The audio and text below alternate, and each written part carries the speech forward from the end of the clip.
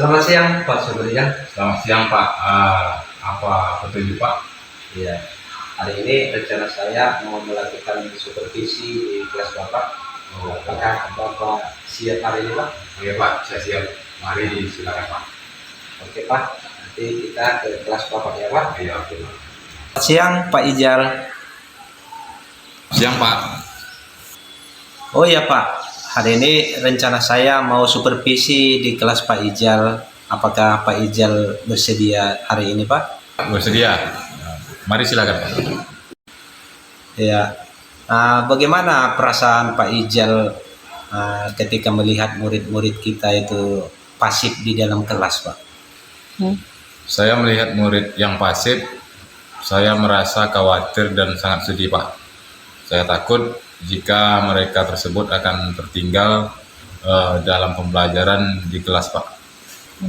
Nah, apa saja kira-kira yang menurut Pak Ijal yang menjadi penyebab murid tersebut pasif di dalam kelas?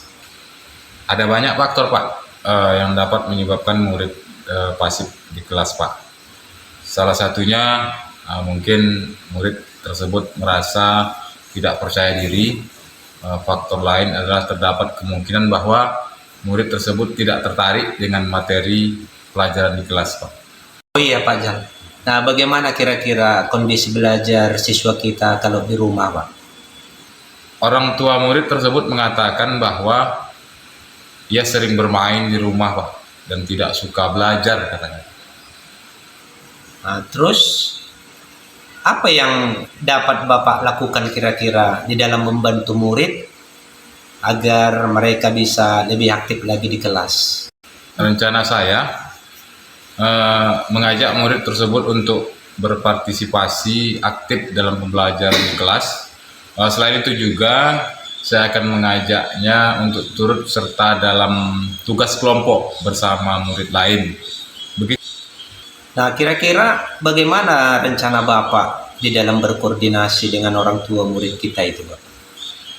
Saya akan menjadwalkan pertemuan rutin untuk membahas perkembangan belajar murid. Kemudian apa rencana Bapak dalam memulai aksi tersebut Pak? Saya akan berbicara 4 mata dengan murid tersebut, kemudian akan memberikan arahan positif kepada murid agar aktif di kelas. Begitu Pak. Terus kapan kira-kira rencana Bapak mulai menjalankan aksi itu Pak? Rencana tersebut akan saya jalankan mulai minggu depan. Nah, itu adalah rencana yang sangat baik Pak. Semoga semakin cepat akan semakin lebih baik Pak. Pak, saya sangat setuju. Siap saya laksanakan Pak. Nah, kalau begitu Pak, berarti pertemuan kita hari ini sudah selesai dan selamat kepada Bapak untuk melaksanakan rencana Bapak tersebut Pak. Semoga berhasil. Terima kasih ya Pak. Baik Pak, nah kalau begitu saya permisi ya Pak. Saya mau melanjutkan tugas-tugas saya. Ya baiklah Pak, saya akan mengamati proses coaching Bapak. Terima kasih Pak. Lanjut. Oke, baik Pak.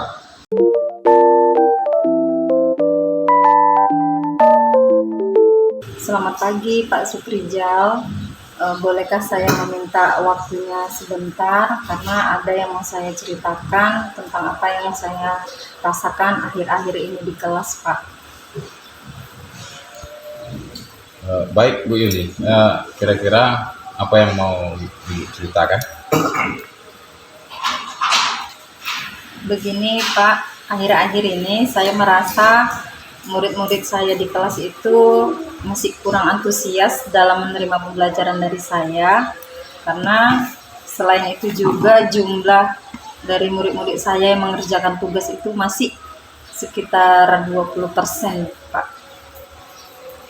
Jadi menurut Ibu Yuli, apa yang Ibu harapkan dari obrolan kita hari ini? Saya mengharapkan setelah coaching bersama Bapak, saya bisa menemukan permasalahan dan menemukan solusi dari permasalahan saya, Pak. Menurut Ibu Yuli, hal apa saja yang membuat murid-murid Ibu kurang antusias dalam pembelajaran bersama Ibu?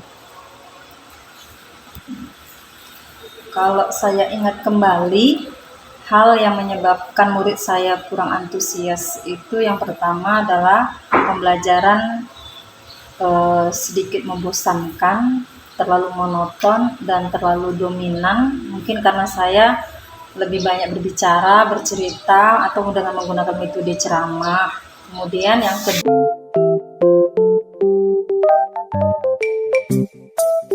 Selamat siang kembali Pak Suprijal. Siang Pak, siang. Nah, sepertinya udah agak lelah ya Pak Suprijal ya. Betul Pak. Iya, setelah saya amati tadi percakapan Bapak, nih ada beberapa pertanyaan nih yang mau saya tanyakan ini Pak Ijal. Iya. Pak Ijal siap ya Pak Ijal ya? Iya, Pak. Oke, terima kasih Pak Ijal. Nah, yang pertama Pak, bagaimana kira-kira menurut Bapak menilai kinerja dirinya dalam kondisi seperti yang tadi Pak? Saya menilai kinerja diri saya Pak perlu ditingkatkan lagi, membuat pertanyaan-pertanyaan yang berbobot untuk coaching supaya bisa menghasilkan percakapan yang baik gitu Pak. Oh gitu ya Pak. Iya. Kalau tadi memang di catatan saya sudah baik sih Pak menurut saya ya. Tapi mungkin peningkatan itu tetap harus kita lakukan ya Pak. Iya, betul. Nah, apa yang membuat Bapak kira-kira menilai demikian? Karena saya rasa pertanyaan-pertanyaan yang saya buat itu kurang berbobot untuk menghasilkan jawaban-jawaban yang baik untuk saya pulang gitu Pak. Oh gitu ya Pak. Bisakah saya memberikan hasil pengamatan saya Pak? Silakan boleh Pak.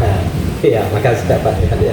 Kalau saya mengamati secara keseluruhan tadi, pada saat Bapak menjelaskan, pada saat Bapak bertanya, dan pada saat melakukan segala sesuatunya tadi itu ya sudah baik kok Pak, sudah standar, sebagaimana yang sudah kita rujuk itu Pak. Nah, bagaimana pendapat Bapak mendengar hal itu Pak? Sangat bahagia sekali Pak, bahagia sekali. Iya. Nah, lanjutkan Pak. Apa kira-kira lagi yang belum selesai menurut Bapak? Saya rasa itu yang dapat saya nilai Pak.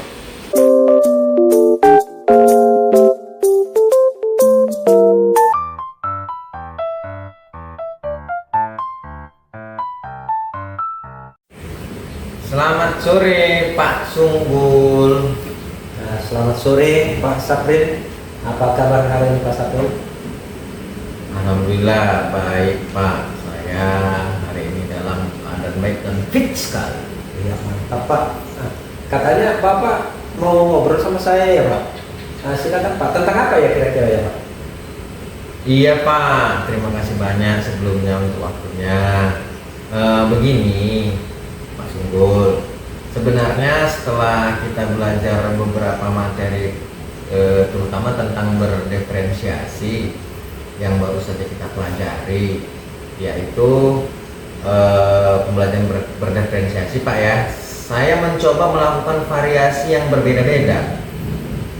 Kemarin saya mencoba di kelas melaksanakan pembelajaran berdiferensiasi, tapi hasil pemahaman siswa masih kurang. Selain itu, saya juga merasa seperti sedang berjuang sendirian Pak, karena rekan-rekan guru satu mapel saya belum tertarik untuk melakukan pembelajaran berdiferensiasi itu Pak. Wah, itu topik yang menarik itu Pak Sapril. Nah, kita memiliki waktu 10 sampai 12 menitan lah Pak. Nah, untuk mendiskusikannya. Nah, apa kira-kira yang ingin Bapak capai dalam diskusi kita kali ini Pak Sapril? Saya ingin mendapatkan solusi nih Pak, tentang bagaimana cara supaya bisa meningkatkan pemahaman siswa terkait dengan materi pembelajaran yang dilaksanakan dengan cara berdiferensiasi atau pembelajaran yang berpihak pada siswa Pak. Kemudian saya juga ingin agar partisipasi siswa meningkatkan kemampuan mereka.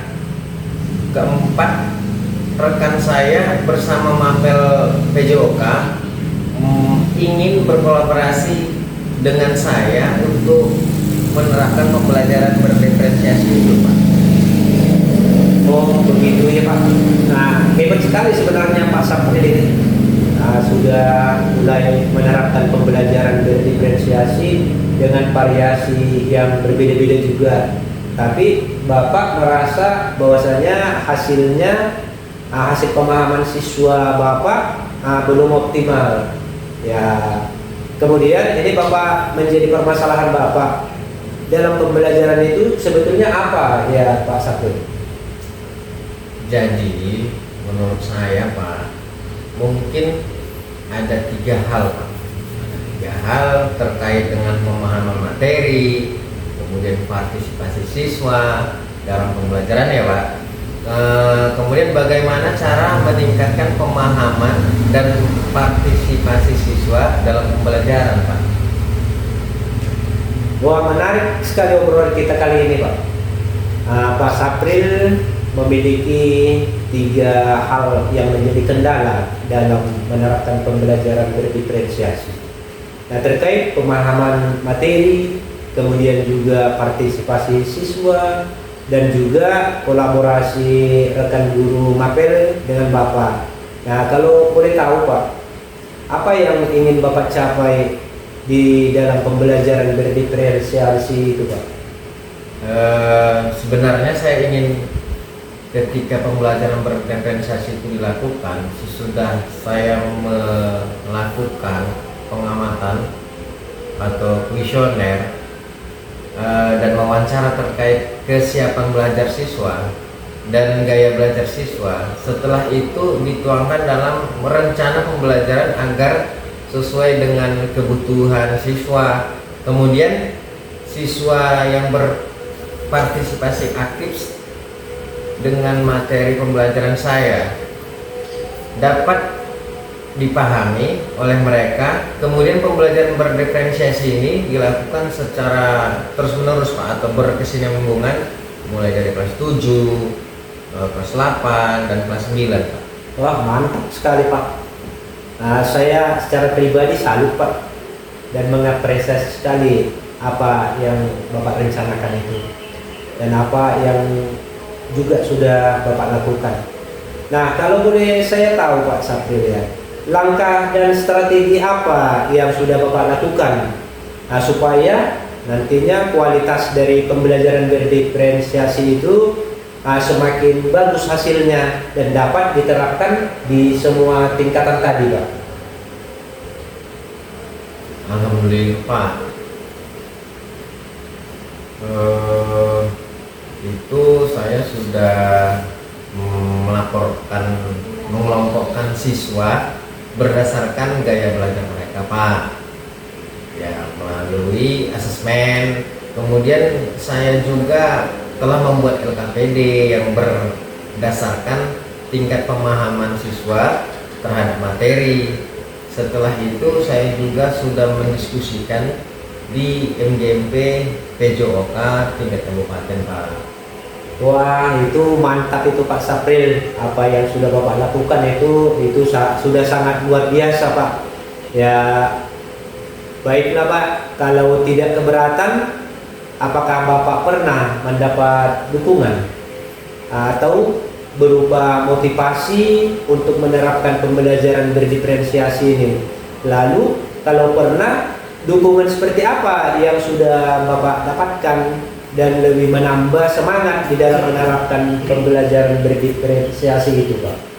Alhamdulillah Pak, saya sudah berkonsultasi dengan Bapak Kepala Sekolah, kemudian rekan satu Mapel, kemudian juga rekan yang sejawat di kabupaten.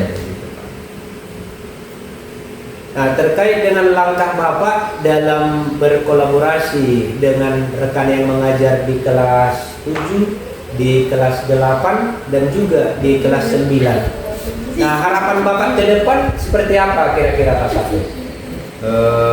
saya berharap bisa terus berkolaborasi dengan guru-guru mata pelajaran PJOK baik di sekolah